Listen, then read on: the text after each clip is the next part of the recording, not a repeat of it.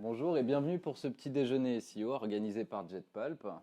Moi, c'est Rémi. Aujourd'hui, je me charge de l'ensemble de l'équipe Web Market chez JetPulp. Et ça fait maintenant 12 ans que je fais du SEO. Et aujourd'hui, l'idée, c'était de vous parler un petit peu des tendances qui arrivent ou de faire peut-être des répétitions sur des choses que vous avez déjà vues, mais aller un petit peu plus loin. Et je vais commencer un petit peu brutalement par le Edge SEO. Est-ce qu'il y a des gens ici qui connaissent ou qui n'ont jamais entendu parler? Non. Si? Une personne? Non, pas du tout. D'accord. Est-ce qu'il y a des gens ici qui ont déjà rencontré, et j'en suis sûr, des problèmes avec leur SI ou des problèmes de mise en prod ou des lenteurs, ça va pas assez vite, j'aimerais mettre en place ces optimisations, je peux pas, je suis bloqué par ma prod, des choses comme ça. J'imagine que vous l'avez tous rencontré. Généralement, on a juste envie d'arracher les cheveux de notre SI et dire ah non, mais j'ai besoin de mettre ça en prod, c'est pas possible. Eh bien, le Edge SEO va répondre à ça. Tout d'abord, je vais vous expliquer qu'est-ce que c'est concrètement. Ici, on a le navigateur. C'est là où l'internaute va rentrer sa requête, etc., etc. Ici, on a le serveur. C'est là où globalement, il y a votre site et tous les éléments qui vont envoyer la page au navigateur, donc à l'internaute à la fin. Hop. Alors, le Edge SEO, c'est une manière de faire du SEO dans le cloud. C'est qu'ici, entre le navigateur et votre serveur, là où sont vos applications, on va rajouter une couche qui existe peut-être déjà. C'est une couche de cache, hop, qui est dans le cloud et qui permet de faire pas mal de choses, notamment du SEO. En fait, c'est à ce niveau-là, quand l'internaute va faire sa requête, hop, là, le cache va agir ou pas, va demander au serveur, hey, est-ce que tu peux m'envoyer ma page? Le serveur va lui répondre. Entre-temps, il va être intercepté ici par un système de cache. Et à ce niveau-là, on va pouvoir ajouter tout un tas de fonctionnalités, et notamment des optimisations SEO. Donc je vous parlais tout à l'heure de votre SI. Concrètement, ici, vos développeurs ils vont agir ici. Le SEO va pouvoir être par-dessus la couche développement et ajouter ces fonctionnalités, notamment ces optimisations, pour justement quelque part bypasser toutes les problématiques qu'on peut avoir avec notre technique. Ça vous parle? Ok. Concrètement, dans quel contexte on peut l'utiliser? Eh bien, comme je vous le disais, mes développeurs, je ne peux pas accéder à mon back-office, je ne peux pas rajouter ce titre, je ne peux pas mettre en page comme je veux. J'ai plein de problématiques qui font que je ne peux pas faire ce que j'ai envie de faire là maintenant. La première chose. Deuxième chose est le classique, mais mes équipes de dev, là, ils sont sur un sujet, ils sont surmenés, je ne peux pas en plus rajouter une couche, j'ai besoin de cette optimisation SEO, ça ne va pas être possible, je vais encore attendre des mois et des mois, et en fait, mon SEO ne va pas avancer, ma visibilité ne va pas avancer, ou même toute autre chose. Il y a aussi le fameux statut feature freeze, ah bah non, là, on va mettre en prod, on ne peut plus rien faire, stop, on ne mettra pas de nouvelles fonctionnalités, il faudra attendre la prochaine mise en prod. Et puis, on a aussi, mais là, le site, on ne peut pas le faire, la techno, elle est trop vieille. Non, ça va demander au moins genre 30 jours de développement, et là, oh là là, le budget est explosé. Et puis, on a aussi la problématique de, ouais, mais alors, moi, dans mon entreprise, le SEO, clairement, ça va passer en dernier, on est toujours la dernière roue du carrosse, et je me bats à chaque fois pour essayer d'implémenter juste un petit truc, et c'est toujours la galère. Notamment, on a l'exemple aussi, on a sur la partie techno, l'exemple de Shopify, qui est une application pour les e-commerçants qui permet d'avoir un site e-commerce. Sur cette application-là, qui est très distribuée, impossible d'éditer le fichier robot.txt. Ça parle à des gens ici, le robot.txt. Pour ceux à qui ça ne parle pas, en gros, c'est un fichier qui est dans votre serveur, qui est sur tous les serveurs. Dès lors qu'on va faire du SEO, ce fichier va simplement permettre de dire ça, cet endroit, Google, je ne veux pas que tu l'indexes. Par exemple, mon back-office, j'ai aucun intérêt à ce qu'il l'indexe, donc je vais lui dire dans ce petit fichier, hey Google, ne va pas crawler ce petit fichier. Donc voilà, le Edge SEO, en bypassant justement la partie technique, ça va permettre via ce système de CDN de pouvoir justement plugger des fonctionnalités qu'on ne peut pas faire maintenant ou qu'on ne pourrait pas faire pour les raisons qu'on a évoquées. Concrètement, qu'est-ce qu'il est possible de faire? Donc, je viens de le dire, modifier le robot.txt, faire des redirections. Typiquement, J'ai ma page, celle-ci, elle n'existe plus, elle a été remplacée par une nouvelle page. Hop, je vais pouvoir le faire directement sans passer par ma technique.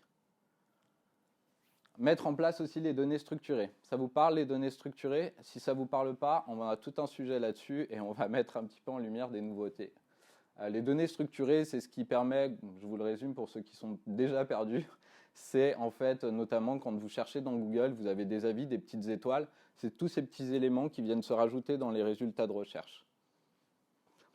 On peut aussi, avec le Edge SEO, faire de l'A/B testing, mais du vrai A/B testing, généralement avec les solutions d'A/B test, qui permettent de présenter une page A et une page B à différents internautes pour tester laquelle est la plus optimale.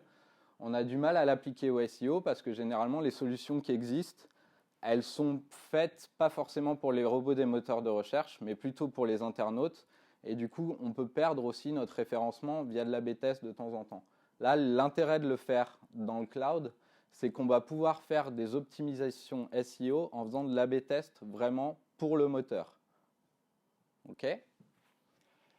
Enfin, on a souvent une problématique en SEO, c'est quand vraiment on est un e-commerçant et qu'on veut pouvoir analyser la manière dont le moteur de recherche parcourt nos pages, il faut récolter les logs. Les logs, pour faire simple, c'est qu'à chaque fois qu'il y a une interaction sur le serveur, il y a un fichier qui va rajouter une ligne. Tiens, tel utilisateur a appelé telle page, tel utilisateur a appelé telle page. Et en fait, à la fin, ça vous fait des milliards de lignes qui constituent l'ensemble des requêtes qui sont appelées sur votre application. Ça, généralement, c'est très compliqué de les obtenir auprès de vos services tech parce que généralement, sur un serveur, il y a tout un tas d'applications et du coup, vos données de requête, elles ne sont pas forcément isolées entre l'application A et l'application B.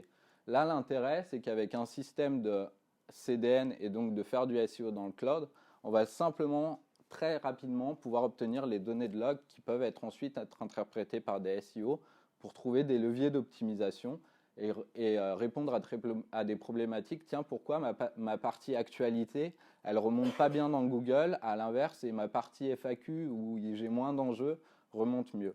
Ça, on va pouvoir récolter ce fichier et avoir simplement déjà des petites tendances et voir pourquoi ça ne marche pas.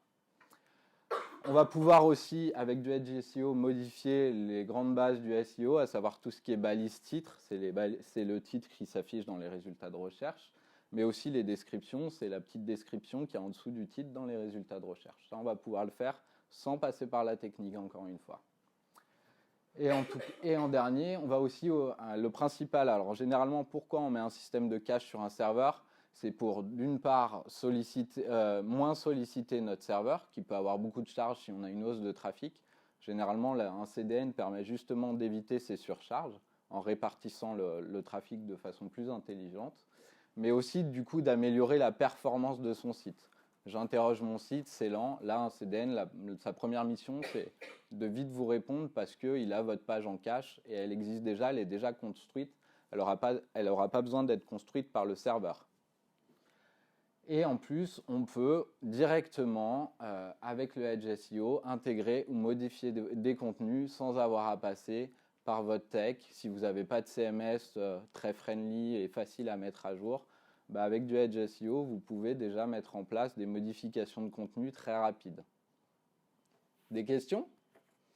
Je continue. Oui, allez. Elles seront intégrées, elles sont pas, comme elles sont dans un cache, elles ne s'appliqueront pas sur le site en ligne. Non, non. Si on doit les appliquer dans la durée, on va pouvoir. Un CDN peut s'inscrire dans la durée, c'est-à-dire un système de cache peut très bien, ad vitam aeternam, perdurer. Il n'y a aucun problème à ça. C'est juste que si jamais vous avez la problématique suivante, moi, ma refonte ou mon nouveau site, il n'est pas prêt avant 1 an et demi pour des raisons X ou Y, avec un système de CDN, vous allez pouvoir directement pallier à ce problème et avancer sur votre partie SEO et d'autres leviers que vous ne pourrez pas activer tout de suite. Par rapport à un CMS WordPress, il y a quand même des choses qu'on peut déjà faire dans un CMS de ce type-là. Il y a quelques avantages quand même. Alors, c'est une très bonne question. Effectivement, par rapport, par exemple, à un CMS WordPress qui est déjà relativement bien optimisé, qui est très friendly pour l'utilisateur pour renseigner ses contenus et faire des modifications, notamment sur les balises titres et méta, l'avantage va être dans le cas par exemple d'un site étranger. Le problème qu'on a d'un site étranger, d'un site en plusieurs langues, pardon. L'avantage d'un système de cache, c'est que généralement le problème, c'est quand on n'a qu'un serveur qui est par exemple en France, si vous avez des internautes chinois qui vont demander votre site depuis la Chine, le temps que le tuyau arrive jusqu'aux Chinois va être très long. Là, un système de cache, il va avoir un avantage, c'est qu'il va y avoir une partie de votre site qui va être hébergée directement en Chine.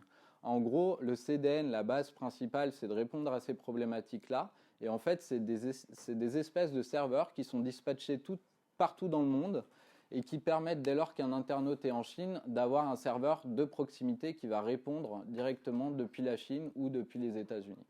Après, qu'est-ce qu'on pourrait trouver comme autre fonctionnalité sur WordPress ? WordPress, souvent, est très lourd. Plus on ajoute des plugins, plus le traitement de la requête va être long.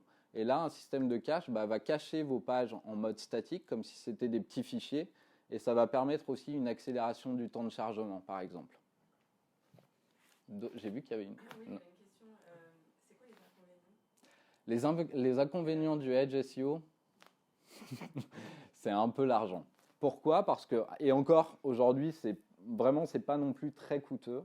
Pourquoi ? Parce qu'en fait, on a des solutions, des mastodontes qui s'appellent Cloudflare, je ne sais pas si ça vous parle, qui permettent en fait, en fonction de la volumétrie de votre trafic, d'avoir un coût qui est variable en fonction de est-ce que vous avez beaucoup d'internautes ou est-ce que plutôt vous êtes dans un secteur de niche et vous êtes dans une niche très ciblée et en fait c'est pas le volume mais c'est plutôt de travailler un trafic qualifié. Dans ces cas-là, en fait, les coûts ils vont être beaucoup moindres à une grosse solution e-commerce type, je sais pas, un gros e-commerçant qu'on peut avoir, par exemple EasyPara chez Jetpulp et génère beaucoup de trafic et là un système de cache est très important. Et permet et là ça devient plus coûteux parce que plus il y a de hits, plus comme c'est variable au trafic, plus ça devient coûteux. Maintenant sur la mise en place en soi, c'est pas très complexe. Bien sûr, ça demande un petit setup, mais une fois que le setup est fait, après vous avez quand même une grosse liberté sur ce que vous pouvez faire, notamment. Et en plus, vous avez l'avantage d'avoir la main et de ne pas attendre la promesse de la future refonte qui vous permettra de faire tout un tas de choses. Et justement, dans le cas où on est en train de programmer une refonte d'un de nos sites, qui arrivera dans l'année fin 2020 par exemple, et qu'on utilise ce Edge SEO pour apporter des optimisations SEO, mais demain, une fois qu'on aura un nouveau site, je ne pourrais pas du coup dupliquer ce que j'ai mis dans mon Edge SEO pendant un an sur la nouvelle plateforme. C'est perdu entre guillemets. C'est pas totalement perdu parce que si vous voulez, c'est des petits services qui se parlent entre eux. Et en fait, si vous arrivez simplement à adapter vos petits services lors de votre mise à jour, si vous intégrez déjà dans le process le fait que ces services se parlent, vous pourrez continuer à optimiser votre SEO sans repartir de zéro. Mais néanmoins, il y aura toujours une petite friction, hein. Ça c'est inévitable. D'autres questions ? Hop. Là, c'était plutôt de voir un petit cas concret du Edge SEO, même si je vous ai beaucoup parlé déjà des possibilités qui étaient offertes, notamment dans le cas, par exemple, vous êtes un e-commerçant et vous avez une gestion de stock et votre applicatif ne permet pas de préciser que le produit n'est pas en stock. Ça, vous pouvez le faire directement avec du Edge SEO et informer l'utilisateur directement en changeant de page ou en faisant des redirections sur les pages ou sur d'autres produits directement avec du Edge SEO.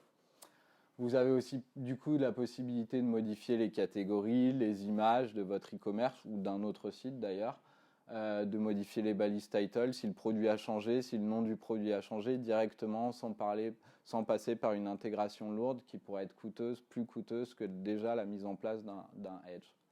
Et après, tout ce qui est modification des choses techniques propres au SEO, notamment le robot.txt que je vous parlais. Le lazy loading, ça vous parle ou pas du tout? Le lazy loading, pour faire simple, c'est des fois, quand vous vous rendez sur un site, si ça charge vite, l'image, elle vient que quand vous allez scroller. Ben, le fait que l'image ne se charge que quand vous scrollez, c'est ce qu'on appelle le lazy loading. L'idée derrière, c'est la performance. Le fait de ne pas charger l'image tout de suite quand on va charger la page, ça fait gagner du poids et de ne l'afficher que quand on va être au niveau de l'image, on gagne de la performance et des requêtes et de la ressource serveur à la fin. C'est bon pour vous? Hop. C'était pas trop dur, je vous ai pas perdu? Alors, EIT. Alors peut-être qu'ici des gens ont parlé, c'est un concept de Google qui est relativement important. On va voir ce que c'est et on va voir surtout l'importance de ce concept-là. Je vais simplement vous lire la phrase qui est dans les guidelines de Google, qui est la suivante. Pour toutes les pages utiles à l'utilisateur, le degré d'expertise, d'autorité et de fiabilité, EIT, est très important.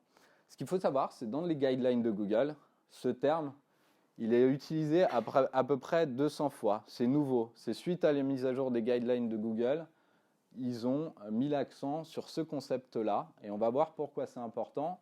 Et comme on le retrouve 200 fois, il y a certainement quelque chose derrière. Alors, EIT, 3 lettres pour décrire l'expertise sur vos contenus. C'est-à-dire, est-ce que la personne qui a publié ce contenu est expert dans son domaine, d'une part.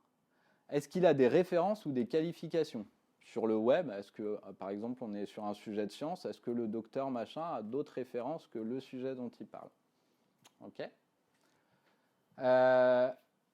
Donc, est-ce qu'on trouve des informations sur ce docteur sur d'autres sites de confiance?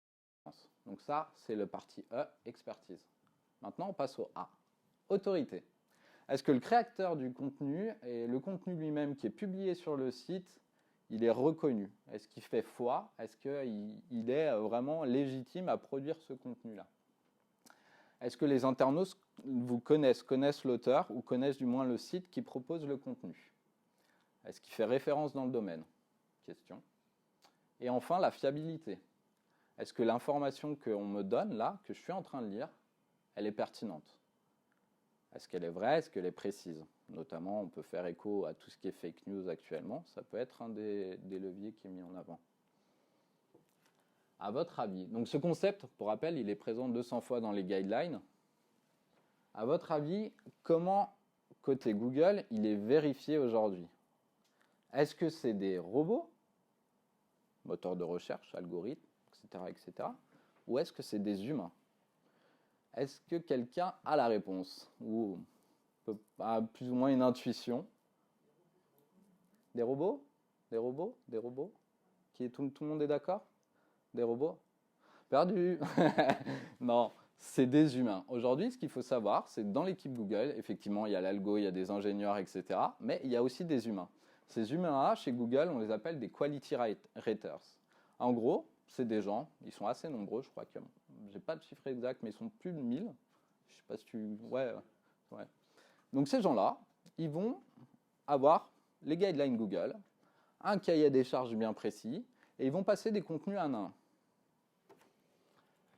Donc ils vont les passer un à un, et ils vont répondre à toutes les questions que leur pose Google. Ah, est-ce que ce contenu-là, est-ce que l'auteur est connu, etc. Et puis ils vont les noter. Le but, à la fin, c'est, sur ces 10 000 personnes qui vont évaluer tout un tas de requêtes, ils vont alimenter l'algorithme pour que demain, 2020, 2021, 2022, ce concept soit en mode machine learning intégré dans l'algorithme de Google et que l'algorithme, du coup, côté ingénieur, soit en capacité à juger la qualité du contenu, l'expertise du contenu, la fiabilité du contenu. Ce concept, il est d'autant plus important pour les sites qu'on appelle YMYL. Pourquoi? Ça s'appelle Your Money, Your Life. Je le fais bien. Your Money, Your Life, il y a effectivement certaines thématiques que Google appelle clairement Your Money, Your Life. C'est l'ensemble des thématiques sur lesquelles un degré d'expertise est très important. Notamment la science, la finance, l'actualité, et tous ces sujets-là, ils vont demander une plus grosse, justement, étude sur ce concept d'EIT pour juger, justement, est-ce que le site A est plus pertinent que le site B parce que le site A a plus d'expertise, des contenus plus quali et plus reconnus par les experts, par les pairs, etc. Et en fait, Google cherche surtout à mettre l'accent sur ces sites-là. Donc ça va être tous les sites liés à la santé, tous les sites liés à la finance, la bourse, tous les sites liés à l'actualité. Notamment, alors ce que dit Google, c'est justement suite à toutes les problématiques qu'il y a eu avec les fake news lors des élections américaines, ils essayent surtout d'éviter que l'algo soit manipulé par la technique Et c'était une des grosses priorités de Google pour qu'il n'y ait plus ces manipulations de résultats pour justement changer les mentalités et changer justement les votes et jouer là-dessus. Donc c'est très important pour ce secteur-là, tout ce qui va être médecine, santé, mais aussi pour les e-commerce, pour juger justement, ce site-là, a priori, il m'envoie un message qui n'est pas fiable. Il y a pas de, par exemple, ça va au-delà de ça, c'est sur les sites e-commerçants, c'est est-ce que tous les éléments de réassurance me mettent en confiance pour que je fasse mon achat à la fin. Ou si je suis sur un site de mutuelle ou un site de plutôt santé, est-ce que je suis bien rassuré? Est-ce qu'on ne me vend pas du rêve? Est-ce que toutes ces choses-là sont bonnes? Et justement, il va pouvoir du coup alimenter l'algo pour que demain, ce soit pas lui 10 000 hommes, mais l'algo lui entier qui crawl les pages et qui puisse juger justement de toute cette pertinence-là. Alors j'ai pris un exemple. Par exemple, là, on est dans le cas d'un guide d'achat. Je dois acheter une perceuse. Bon, là, j'arrive sur le site du FC Que Choisir. Globalement, tout le monde les connaît. A priori, c'est plutôt un expert qui va tester les perceuses. Je vais avoir de l'information détaillée. Globalement, je fais confiance et moi, si je suis quality rater, là, quelque part, l'EIT, je vais le noter plutôt bien. Ok, ce site, il est fiable. Et du coup, je vais alimenter, je vais envoyer un signal à Google dans son machine learning lui disant ok, ça c'est plutôt le genre de site à privilégier. À l'inverse, là j'ai un site qui s'appelle, je crois, choisirsaperceuse.com où on voit a priori un contenu qui est peu quali. On voit que c'est tourné clairement pour essayer de manipuler le moteur. On a 15 fois la répétition de perceuse, c'est pas forcément joli. Si on lit le texte, alors je sais pas si vous voyez, mais en gros, dans le texte, c'est ma perceuse est géniale, il faut choisir une perceuse, ma perceuse, machin, perceuse, bref. Voilà, là-dessus, un quality rater, s'il va dire, je pense que le webmaster derrière est plutôt là pour essayer de se positionner en essayant de détourner un peu les concepts des moteurs et se faire un peu d'argent. Ça marche encore très bien. Voilà. En gros, dans l'état d'esprit, voilà, ce que va faire, aujourd'hui, Google, c'est ça. C'est hop, je fais une recherche, je vais avoir du contenu sémantiquement optimisé, toutes les best practices, etc. dans les résultats de recherche. Par contre, je vais tomber sur un résultat qu'on vient de voir à droite. Ouais, bon, pas top, je vais quitter. Tac, ça, c'est pas bon. Aujourd'hui, c'est ce que Google fait. Et demain, c'est ce qu'il souhaite répondre avec ce concept d'IAT. C'est je fais une requête, j'ai du contenu quali optimisé, c'est de confiance, c'est fiable, etc. L'internaute est satisfait. Toujours dans sa logique de Google bienveillant, je veux satisfaire mon utilisateur et je veux répondre le mieux à la requête de l'internaute. Cerise sur le gâteau, c'est que en fait, l'IIT aujourd'hui, c'est pas un algo, comme je vous l'ai dit. Le but, c'est d'alimenter la machine pour faire du machine learning. Vos pages, elles n'ont pas une note d'IIT, elles ont juste des critères sur des requêtes qui permettent d'évaluer le contenu quali pour alimenter la machine. Et en fait, globalement, ce concept-là, c'est l'optimisation. On ne fait pas de l'optimisation pour l'IIT. On présente un contenu propre. On cherche aujourd'hui plutôt à avoir un site quali plutôt qu'un site optimisé pour les robots. Mais il y a tout un tas de concepts SEO techniques à mettre en place à la base. Donc, il y a le concept technique et c'est ça aujourd'hui qui est jugé dans votre site. Mais demain, la qualité de vos contenus, est-ce que vous relisez bien vos contenus? Est-ce que les contenus que vous me proposez, ils sont plutôt pour l'utilisateur plutôt que pour le robot? C'est des questions à vous poser.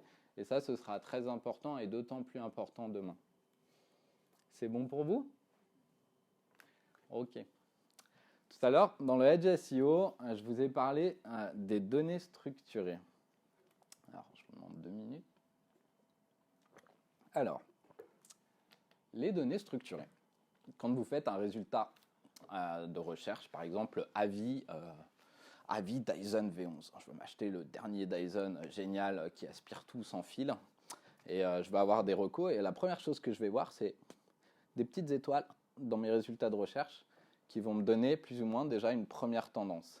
Ces petites étoiles, c'est ce qu'on appelle des rich snippets. Et ces rich snippets, ils sont faits via l'implémentation dans votre site de données structurées. Alors, les données structurées. Vous, ce que vous voyez quand vous regardez une page, c'est du HTML qui est traduit dans un navigateur. Vous avez du texte. C'est des balises qui disent, tiens, ce texte-là, tu le mets en gras, ce texte-là, tu le mets en rose, ce texte-là, tu le mets en vert, etc., etc. Et dans votre HTML, vous avez la possibilité de mettre en place des données structurées. Ça, vous n'allez pas le voir. Par contre, le robot ici, ces petites données structurées, lui, il va les voir et il va pouvoir les interpréter. Il va les interpréter justement de plusieurs manières. En fait, l'idée des données structurées, c'est d'aider ces petits robots en organisant mieux la donnée. En gros, ce qui vous représentez une donnée structurée, c'est un petit peu comme un tableau Excel qui aurait été bien normé, un template bien fait, et dans lequel on remplirait des petites cases. Par exemple, tiens, ça c'est un champ de type email, donc je vais renseigner un email. Et on va pouvoir renseigner le robot en lui disant, tiens, strictement ça c'est un email, ça c'est un avis, ça c'est une note sur un film. Donc en fait, ça va pouvoir permettre de définir le type de votre contenu. Là, j'ai un contenu qui est une note sur un film, un avis, un retour d'expérience sur un film. Dans ce petit fichier, où on verra la manière de le faire, je vais pouvoir préciser au robot des moteurs de recherche que ce contenu-là, il s'agit d'un film. C'est la première chose. Les données structurées, du coup, elles permettent de faciliter l'intégration, l'extraction des informations pour les moteurs de recherche, pas pour les internautes, puisqu'ils ne les voient pas. Et du coup, ça va permettre de mieux organiser l'information, de mieux l'interpréter pour le robot de moteur de recherche et de réduire les erreurs de traitement qu'il y aurait dans du texte. Parce que le français est un langage très complexe et Google a aujourd'hui du mal à attirer des informations dans des phrases très littéraires. Et ça va permettre justement de dire au robot, bah tiens, ça c'est plutôt, certes l'avis est un avis Télérama très pointu sur un film, très littéraire, et moi Google aujourd'hui je ne suis pas en capacité à bien comprendre ce que tu es en train de dire sur le film. Et bien via ces petites données, je vais pouvoir lui donner des grandes tendances. Ça permet aussi de créer des relations. Par exemple, j'ai défini que ce contenu était un contenu de type film, et je vais pouvoir lui associer la notation que moi je lui donne.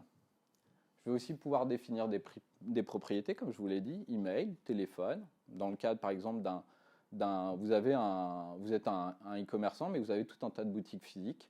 Pour chaque boutique physique, vous allez pouvoir définir clairement au robot le téléphone et l'email de cette agence, c'est ça et ça. Et aussi, pour finir, ça permet aussi d'ajouter des spécificités, puisqu'on parle beaucoup de vocal, j'y reviendrai. D'ajouter, par exemple, cette partie de paragraphe qui est présente dans mon HTML, je veux que mon Google Home ou mon Siri ou mon Amazon Echo puisse le lire concrètement. Et je l'interroge, je dis tiens, sur ce site, est-ce que tu peux me lire cette phrase? Il va être en capacité à lire cette phrase en fonction du traitement du moteur. C'est clair pour vous? Ok. Alors, comment on l'implémente? Il y a plusieurs manières.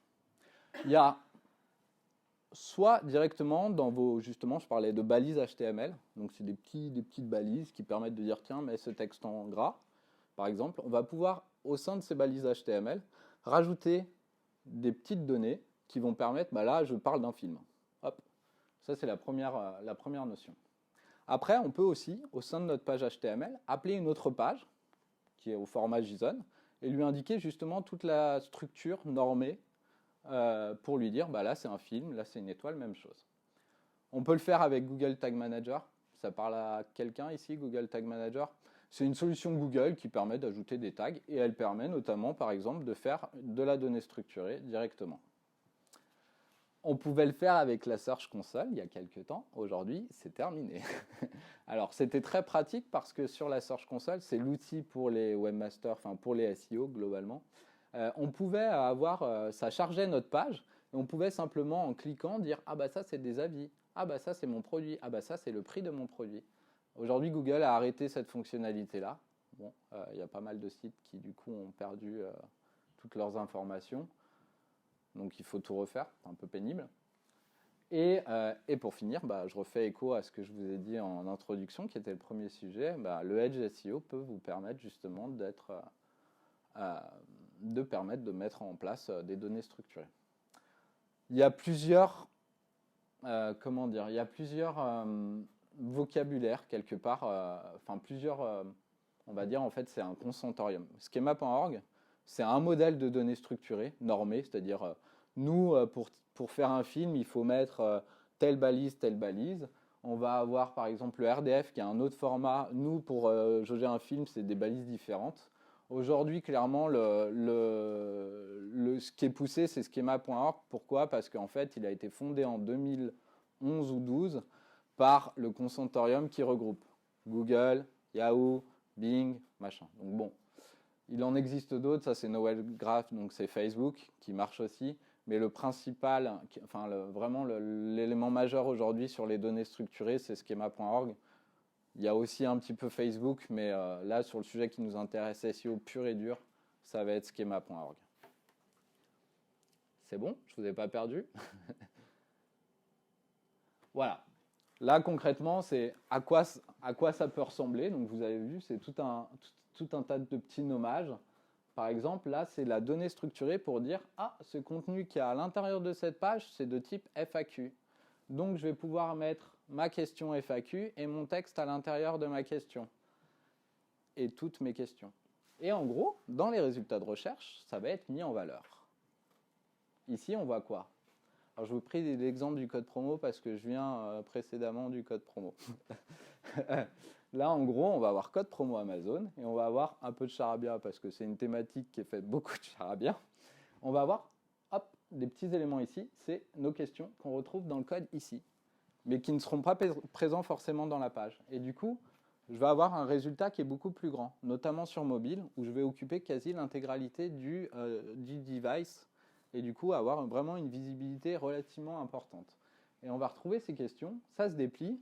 Et du coup, sans même aller dans le résultat, ce qui est un peu dommage, on va pouvoir avoir la réponse à nos questions. Mais si on en met plus de 3, on a un truc qui s'ajoute ici qui dit voir le reste sur notre site. Donc on peut aussi essayer de générer plus de clics. Et en plus, jusqu'à aujourd'hui, mais j'ai des doutes sur le fait que ça continue, c'est quand vous dépliez, vous avez la possibilité de glisser des liens au sein de vos contenus internes. Donc c'est quand même relativement important. Ça, c'est une nouveauté qui date de mai 2019, si je ne me trompe pas, Thomas. Voilà. Donc voilà, on a un fichier, on le met ou on l'appelle extérieurement, on utilise SEO, il y a tout un tas de manières de le faire.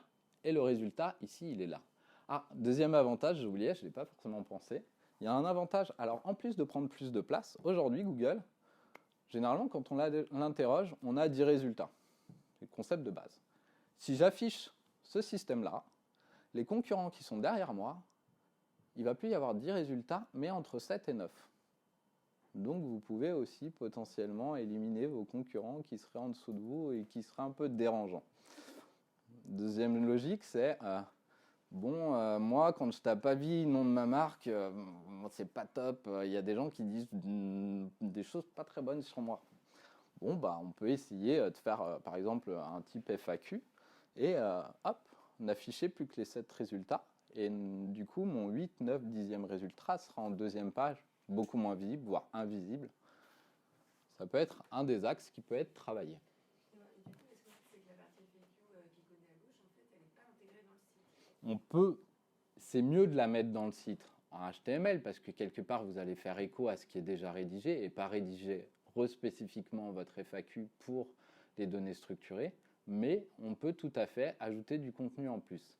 L'idée, en fait, c'est généralement, on va reprendre vos contenus, mais on va essayer d'être plus impactant sur les questions. On va pouvoir peut-être changer la façon dont les questions sont tournées.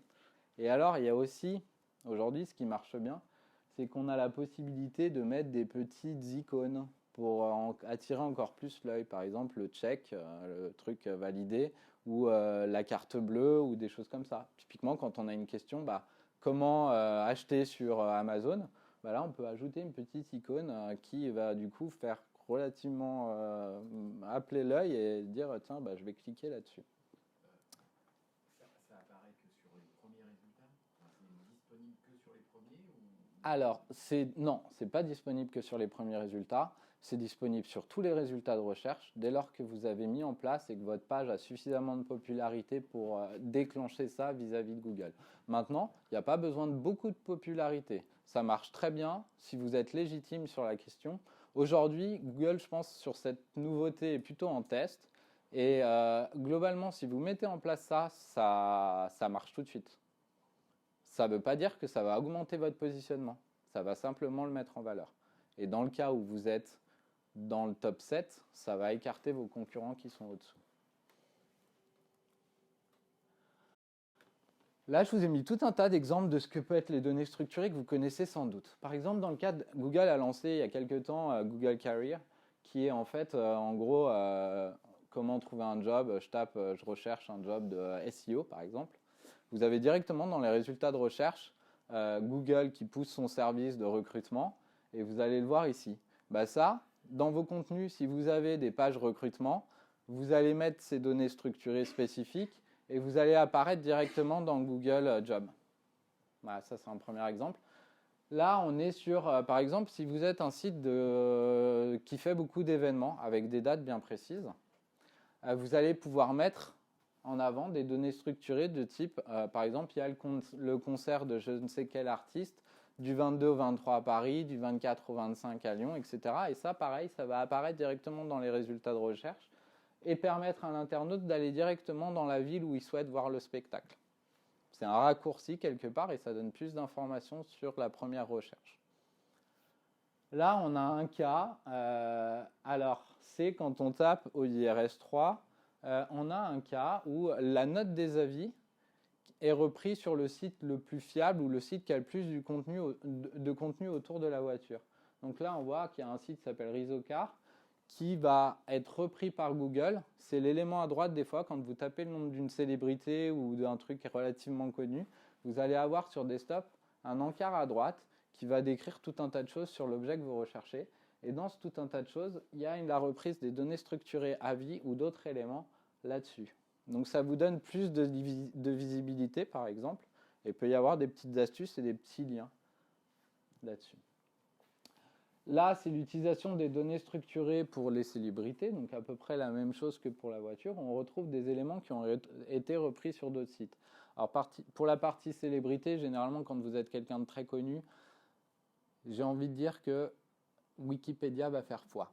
Mais il y a peut-être, par exemple, dans le secteur de la santé, les docteurs sur une thématique bien précise n'ont pas forcément une page sur Wikipédia.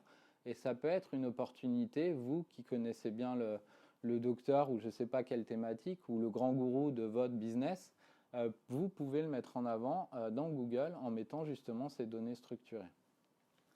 Et enfin, les cas classiques qu'on connaît plutôt, puisqu'on a l'habitude de les voir si on achète sur Internet, c'est là dans le cas d'un crème solaire, je vais pouvoir afficher la note des personnes qui ont acheté cette crème solaire et qui l'ont notée.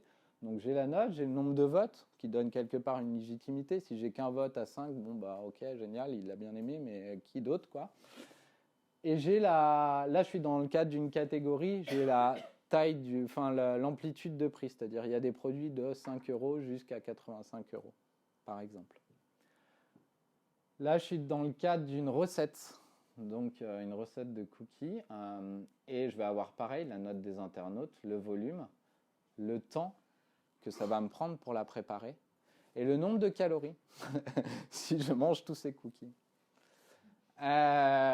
Enfin, dans le cas d'un e-commerçant, on a aussi, par exemple, je vais acheter une Nintendo Switch. Je vais avoir directement l'info, est-ce que le magasin, au-delà du prix, est-ce que le magasin l'a toujours en stock? Hyper intéressant. S'il l'a pas en stock, je vais peut-être pas avoir envie de cliquer. Alors, ce n'est pas un mauvais geste parce que ne pas avoir envie de cliquer, par contre, vous évitez une visite inutile et quelque part une visite qui serait déceptive vis-à-vis de vos internautes. Alors, je sais, vous allez me dire, ouais, mais moi, si je peux l'amener vers un autre produit, c'est mieux. Bon, il faut des fois jouer avec les contraintes de Google et justement s'alerter sur le fait que va falloir peut-être que je me fournisse en Switch. Et enfin, on a aussi, quand c'est un auteur très connu qui fait foi, dans le cadre d'un test d'un article, là en l'occurrence c'est un casque audio, je vais avoir la note, le nom de l'auteur, parce qu'a priori c'est le gourou du test de casque. Le prix est là dans le cas, comme c'est un e-commerçant, je vais aussi avoir... non, c'est même pas un e-commerçant, pardon, c'est un site de review, mais qui doit vendre le produit, je vais avoir le fait qu'il est en stock et le prix. Donc c'est assez intéressant, pourquoi? C'est bien beau, ouais, j'ai bien colorié la page de résultats de recherche, mais la finalité c'est quoi? En fait, c'est le CTR. Le CTR, petit rappel, si j'en ai perdu, en gros, c'est le nombre de fois où vous êtes affiché dans Google sur le nombre de clics. C'est l'inverse en fait. C'est le nombre de clics sur le nombre de fois où vous êtes imprimé dans les résultats de recherche. Donc en fait, le fait d'avoir un rich snippet, bah, en gros, si vous êtes en position 2, vous allez avoir 61% de taux de clic avec une donnée structurée versus 100. Sur la partie toujours en position, voilà, ça c'est quand vous en avez. Quand vous en avez pas, c'est plus que 35%. Vous avez vu le delta, donc il y a quand même une grosse importance à l'avoir. Et en gros, on est à 48%, pour info, on est à 48% du taux de clic quand on est en position 1 sans données structurées. Donc globalement, ce qu'il faut en retenir, c'est qu'on fait aussi bon que la position 1, voire mieux. Donc en gros, à quoi ça sert? Ça sert à améliorer le taux de clic, et c'est tout ce qu'on cherche à faire, parce qu'on ne peut pas toujours être premier, par exemple. Ça peut être un des enjeux, justement, de le mettre en place. Des fois, il y a des thématiques, moi ça m'est arrivé, où mon produit ne me permettait pas d'être premier, j'étais pas forcément légitime, et c'est là où justement je vais faire appel un peu à tout ce qui existe chez Google, me creuser les méninges pour voir justement, ok, sur cette thématique-là, je ne peux pas être premier, mais peut-être que je peux justement trouver des éléments et des appels qui pourront me permettre d'obtenir un bon taux de clic. Voilà. Donc on occupe plus de place, plus de visibilité avec la FAQ. Il y a aussi, dans le même cas que la FAQ, il y a le how-to. Si vous êtes par exemple, je vais prendre l'exemple du vendeur de cravates. Généralement, vendeur de cravates, le premier contenu qu'il produit, c'est comment nouer une cravate. Parce que tous les hommes qui sont un jour menés à mettre une cravate ne savent pas le faire, puisqu'on en met de moins en moins. Globalement, le fait est, c'est un phénomène de société. Bon, ça dépend des secteurs. Mais du coup, moi, quand ça m'arrive de mettre une cravate, je ne me rappelle plus du tout comment j'ai fait la dernière fois. Ça remontait à tellement longtemps. Et là, directement dans Google, je vais avoir, de la même manière que pour les FAQ, première étape, mettez votre cravate comme ça. Deuxième étape, tac, et je vais l'avoir directement dans le résultat de recherche. Et du coup, ça met en avant quelque part votre marque. Et du coup, c'est une belle logique de visibilité et de notoriété, notamment parce que ça attire l'œil et quelque part, ça assoit votre légitimité dans les résultats de recherche. C'est mis la SERP, Search Engine Result Page, donc résultats de recherche. OK ? Attention, attention. Alors Google est capricieux, il y a des mises à jour qui sont régulières. Et jusqu'à présent, on pouvait mettre des étoiles. Généralement, les sites e-commerçants utilisaient leurs avis vérifiés ou leur Trustpilot, etc. Se le mettaient sur son site et puis on avait l'étoile dans Google. Aujourd'hui, Google, depuis septembre 2009, du jour au lendemain, ils ont publié un article sur leur blog et ils ont dit « Ah, ça, vous ne pouvez plus le faire. Enfin, si, vous pouvez le faire, mais ça n'apparaîtrait pas. Ça n'apparaîtra pas dans les résultats de recherche. » Bon, tant pis, hein. On va trouver autre chose. Et en plus, la deuxième chose, donc une grosse importance de vous tenir au courant de ce qui se passe, ou d'avoir un bon SEO qui se tient au courant de ce qui se passe, pour justement adapter la stratégie. Et alors aussi, des fois, on peut justement essayer de détourner le système. Tiens, bon d'accord, c'est pas mon avis vérifié, mais ça va être en fait les avis d'un produit que je vais faire passer pour, en gros, note de mon site externe. Ça va marcher, hein. Génial, ça marche. Par contre, du jour au lendemain, vous pouvez avoir un petit message de Google dans votre outil de Webmaster, la Search Console, en disant je crois que tu n'utilises pas très bien en fait le format que j'utilise. Bon, généralement, aujourd'hui, il est plutôt gentil, il vous alerte une première fois. Donc, à vous d'être réactif, etc. Par contre, si vous n'êtes pas réactif, en gros, vous allez être pénalisé. Hop, déclassé, vous êtes plus visible. Qu'est-ce qui se passe? Je fais plus de visites en SEO, donc voilà. Quatrième sujet. Alors, vous allez me dire, mais on est nouveauté, et, vous me parlez d'images, ok, enfin les images sur le web, ça existe depuis un petit moment. Ouais, mais je voulais quand même faire un focus là-dessus parce qu'il y a une étude qui a montré pas mal de choses et qui apporte un gros plus aujourd'hui sur les images. Et en plus, j'ai l'impression que c'est Google c'est un sujet aujourd'hui qu'il a envie de travailler. Est-ce que ici, des gens qui sont au trafic ou qui gèrent leur business savent en gros quelle est la part du trafic qui est généré sur Google Images? Alors je sais qu'il y a des secteurs qui sont moins porteurs sur l'image et d'autres qui sont plus porteurs. Des idées? Non, je vais vous poser peut-être une question différente. Est-ce que vous savez quelle est la part des images aujourd'hui qu'on retrouve dans les résultats de recherche? Des fois, je vais taper une requête. Hop, maillot de foot, ou alors table de jardin, ou je ne sais rien, ou voyage en Islande, et je vais avoir tout un tas d'images. Aujourd'hui, sur combien de requêtes Google affiche des images? Je ne parle pas de Google Shopping, je parle vraiment de ces contenus images qu'on retrouve à la fois sur mobile et sur desktop. Vous savez? Allez, au hasard, un chiffre, quelqu'un se mouille un peu. Est-ce que c'est 5%, 10%, 30%? Ah, on n'est pas loin. 26%. Sur 500 000 recherches, il y a une étude qui a été menée. Sur 500 000 mots-clés, en gros, il est apparu dans diverses thématiques, il a aperçu que dans 26% des cas, il y avait une image qui apparaissait. Donc en gros, Google Images, au-delà de générer beaucoup d'images dans les résultats de recherche, c'est aussi un moteur de recherche à part entière qui représente aussi lui-même une grosse part de trafic dans votre trafic. Après, c'est très en fonction de vos secteurs. Il y a des secteurs où l'image, ça ne parle pas, quoi. Mais dès lors que vous avez un produit un peu sympa à montrer ou même un message autour de vos produits, c'est hyper important. Pourquoi? La logique de l'image dans les résultats de recherche, en gros, le schéma, il est le suivant. Vous allez taper table de salon parce que vous avez un magnifique jardin et vous avez envie d'acheter un joli salon de jardin, mais vous n'avez pas d'idée. Vous allez d'abord être relativement vague et taper salon de jardin. Là, vous allez voir les images, vous allez peut-être parcourir, etc. Vous allez cliquer, vous allez retomber là-dessus et dire « Ah, ça c'est celui que je veux ». Et au final, vous allez atterrir sur le site, là c'est Leroy Merlin, et vous allez avoir un petit peu le salon qui vous a plu, que vous avez vu, qui a attiré votre œil, et au final, vous allez tomber sur un e-commerçant qui le vend. Génial, vous allez l'acheter. Tac. Et en plus, je vous parlais des données structurées, dans Google Images, il y a justement toutes ces informations. Donc le nom du produit, la ville, le prix, la dispo, la marque. Et du coup, ça vous donne encore une notion de l'importance des données structurées parce que toutes ces notions-là vont vous pousser à cliquer quelque part. Et c'est ça qu'on cherche à faire. Aujourd'hui, rien de nouveau sur la partie Google Images, si ce n'est de vous faire un rappel sur l'importance qui est de plus en plus grande et qui est de plus en plus croissante. On a besoin, sur certains secteurs d'activité, d'être attiré par l'œil. Par exemple, j'ai un client qui fait de la joaillerie.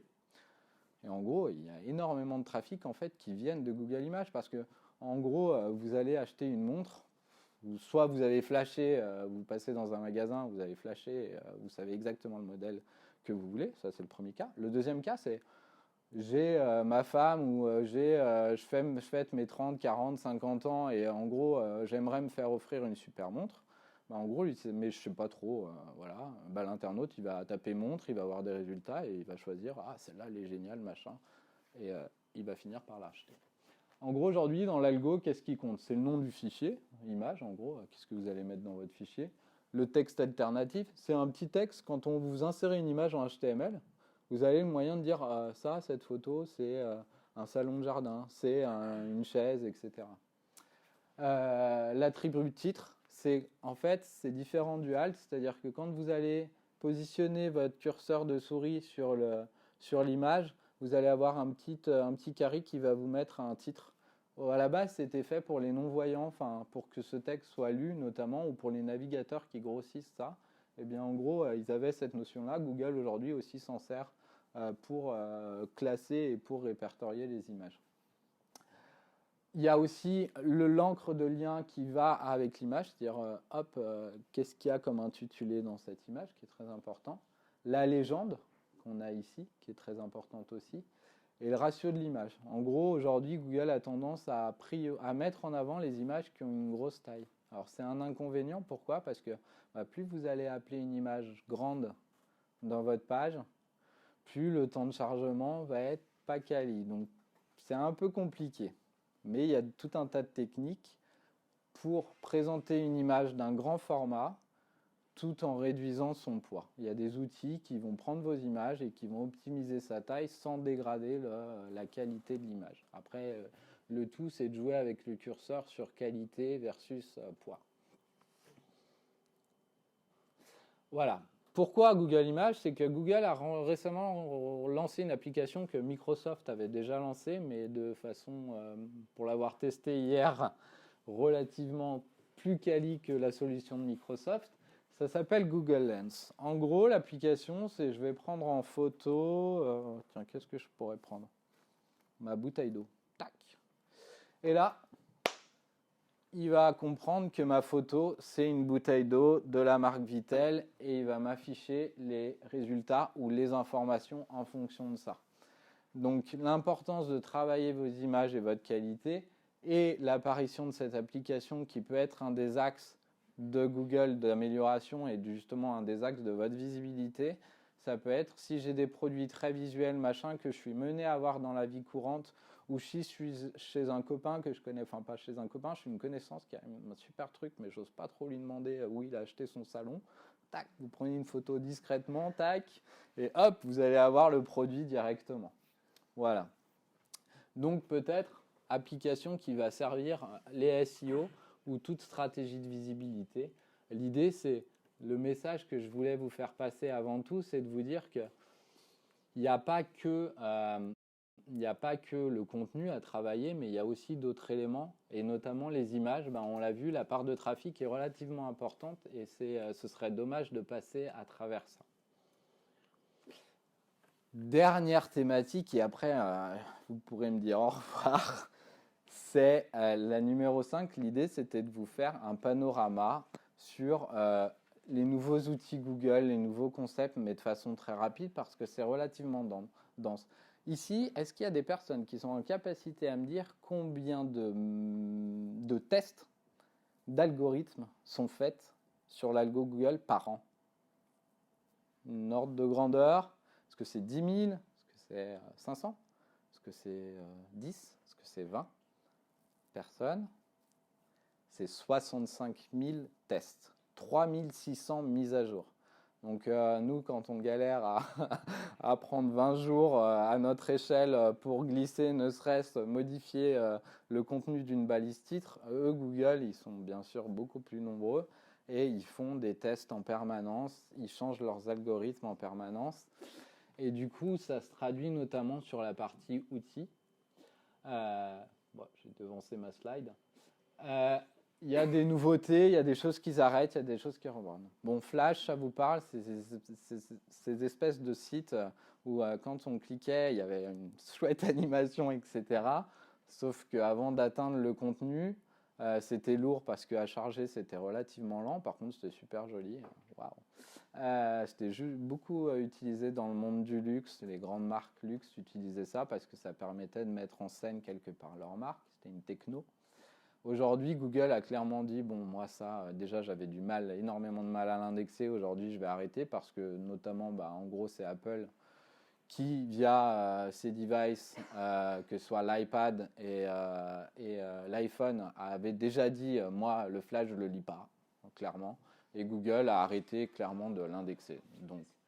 Donc c'est terminé.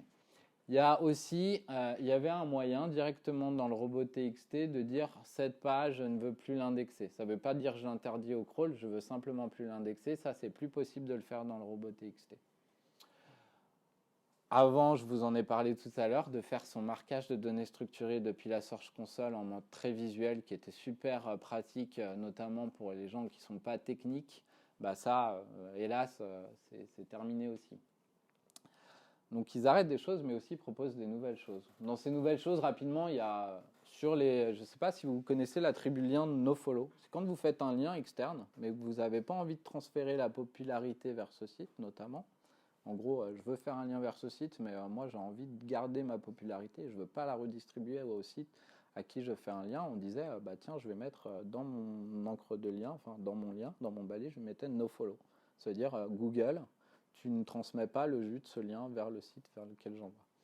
Aujourd'hui, Google a rajouté en plus d'autres balises, notamment pour spécifier les articles, les liens externes vers des articles sponsorisés. Non, plutôt c'est l'inverse, c'est des produits qui étaient sponsorisés, de ne pas mettre de lien vers le produit du coup et de lui transmettre de la popularité et de clairement dire ça c'est un lien qui est sponsorisé et qu'on m'a payé pour que je le mette sur mon site.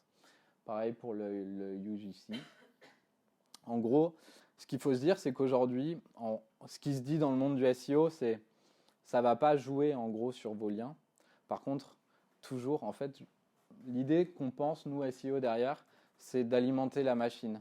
C'est que si les webmasters sont prêts à jouer le jeu et à définir que tel lien, c'est un contenu sponsorisé, etc., derrière, le machine learning va pouvoir permettre d'identifier les liens qui n'auraient pas cette balise-là et de les pointer comme ça, c'est un lien non légitime puisqu'il a été payé. Donc, ce n'est pas un lien qui transmet de la popularité, c'est clairement quelqu'un qui a payé ce contenu-là. Et aussi, Google a amélioré, alors je ne sais pas si ça vous parle, aujourd'hui, quand on délivre du HTML purement dans le navigateur, il n'y a aucun problème pour que Google l'interprète, il sait le lire. Et après, on a aussi, qui arrive massivement, c'est tous ces frameworks à base de JavaScript. Vous avez peut-être parlé d'Angular, ça vous parle ici. React, qui est la techno de Facebook. Angular, c'est la techno de Google. En fait, c'est du code qui, plutôt que d'être interprété par votre serveur, va être interprété par votre navigateur lui-même. C'est-à-dire que le serveur va envoyer du code et votre navigateur Internet, votre Chrome ou votre Firefox, lui va interpréter ce langage et va rendre du visible, du texte, etc. Ça, aujourd'hui, Google a beaucoup de mal à l'interpréter. Beaucoup de temps en plus, du coup, c'est pas optimal. Mais aujourd'hui, il l'a quand même réduit. Je crois que c'est passé à un temps minime qui est de l'ordre de 3 ou 4 secondes. Donc, c'est un peu rassurant si vous vous embarquez dans ces technos-là. A priori, ils y travaillent. Sur la Search Console, ça vous parle cet outil-là? En gros, c'est l'outil qui permet de lier votre site à Google et de voir un petit peu des informations. Si vous êtes un e-commerçant aujourd'hui, vous avez ces données qui ne remontaient pas avant, c'était les données de produits. Ça vous met, en fonction de vos données structurées notamment, vos pages produits, une à une, avec le nom de votre produit, etc. Et ça vous permet du coup d'avoir tout un tas d'informations sur ok, j'ai mon Google Analytics qui me donne des infos, mais il ne me donne pas les mots-clés. Sauf que ma Search Console me donne les mots-clés, pourquoi mes internautes sont arrivés vers ce produit. Et bien aujourd'hui, vous avez la possibilité, le rapprochement entre les requêtes et les pages consultées qui amènent à votre produit. Donc très utile. Là, je voulais faire un focus pour presque terminer, parce que je crois que c'est mon avant-dernière slide. L'idée, c'était en gros de vous dire qu'il y a une vraie importance, et Google montre vraiment l'importance que les webmasters agissent sur la performance. Pourquoi? Dans la prochaine version de Chrome, alors je ne sais pas si c'est la prochaine, mais relativement très rapidement, quand vous allez être sur mobile, que vous chargez un site, si Google sait en amont que votre site est potentiellement lent, il va afficher ce message à l'internaute. Donc attention, en gros, j'arrive sur le site et Google me donne déjà une première info relativement visible. Attention, ce contenu-là, globalement, tu as 90% de chances que tu mettes plus de 3 secondes à l'afficher. Par contre, autre chose, si vous êtes très rapide, la barre ici, alors c'est moins pertinent que quand vous êtes très lent, mais quand vous êtes très rapide, vous allez avoir une barre verte qui va dire ça va aller super rapide, ce site il est hyper quali, il est hyper performant. Donc voilà. L'idée, c'est aussi de vous montrer qu'aujourd'hui, sur la Search Console, chose qu'on n'avait pas avant, on avait juste un temps de téléchargement de la page, mais qui était voué au robot. Aujourd'hui, vous avez vraiment un temps que l'utilisateur a mis, enfin des temps que l'utilisateur a mis pour accéder à vos pages, dans leur globalité, l'ensemble de vos internautes. Pour ça, utilise le navigateur Chrome, et en fait, le navigateur Chrome, à chaque fois que vous utilisez votre navigateur, vous envoyez de façon anonyme des données à Google, et Google va vous les retranscrire en part de volume sur différents indicateurs là-dedans. L'importance de regarder et de se dire « Ah, tiens, mon site, il est lent, et demain, en gros, quand on va se rendre sur mon site, ça va donner ça. » Pas très quali. L'importance de l'imperformance, je le rappelle, c'est un chiffre que vous avez sans doute vu des millions de fois, mais je le rappelle, c'est en gros, si votre site il met plus de 3 secondes à s'afficher, vous avez 57% de chances que votre internaute l'aille ailleurs. Et Google, donc son porte-parole, John Mueller, il vient de dire, je crois que ça date de 22 novembre, qu'il n'indexe pas toutes les pages du monde entier parce que ce serait impossible. Aujourd'hui, même Google est en capacité à dire qu'on est très gros, on a beaucoup de serveurs, etc. Mais en l'état actuel des choses, on n'arrivera jamais à indexer toutes les pages du monde. Il faut savoir aussi que Google, il attend, en fonction de votre popularité, je grossis vraiment, il va allouer un temps sur votre site. En gros, il va se dire, par exemple, tiens, le site A, il a telle popularité et je vais lui accorder 20 secondes où je vais parcourir ces pages. Sauf que si vous mettez pour chaque page 3 secondes, il ne va pas en parcourir beaucoup. Par contre, si vous optimisez votre performance, sur ce créneau de 20 secondes qui vous alloue, il va parcourir un maximum de pages. Donc c'est hyper important et c'est le message que veut faire passer Google via ces différentes choses que je viens de vous montrer, qu'il est vraiment primordial de travailler votre performance. Pour finir et pour conclure, c'est hyper important, comme vous l'avez vu, parce que je pense que vous avez découvert à peu près pas mal de choses que vous ignorez, ou vous avez eu des rappels sur certaines choses, et que du jour au lendemain, qu'il y a des étoiles, ça peut disparaître. C'est hyper important d'être à l'écoute des mises à jour et surtout de les anticiper quand on est informé. Ce n'est pas toujours le cas, mais il faut savoir réagir vite. Le Edge SEO peut être une des solutions. Il n'y a pas que ça. Du jour au lendemain, Google peut décider que la manière dont on travaillait n'était pas la bonne. Et avec son concept DAT qui est poussé plus de 200 fois, aujourd'hui, on peut plus se permettre de faire de la sémantique pure et dure et d'optimiser pour les robots des moteurs de recherche. Mais plutôt, il faut avoir du contenu quali, une vision stratégique. Votre SEO, ce n'est pas de la technique. Il y a de la technique, ça c'est la base. Mais l'important, c'est d'avoir une vision. Vers quoi on vous emmène? Pourquoi vous faites ça? Qu'est-ce que vous voulez amener demain? Pourquoi vous voulez être légitime? Quelles sont vos forces? Et c'est d'être au-delà de la technique. Il ne faut pas voir le SEO comme de la technique pure et dure. C'est avant tout une histoire de vision, de contenu, de stratégie. Et en fait, c'est ça qui va vous démarquer demain via le machine learning et bien notamment les quality writers, qui va faire en sorte que si vous avez bien travaillé cette qualité, vous allez performer mieux que vos concurrents.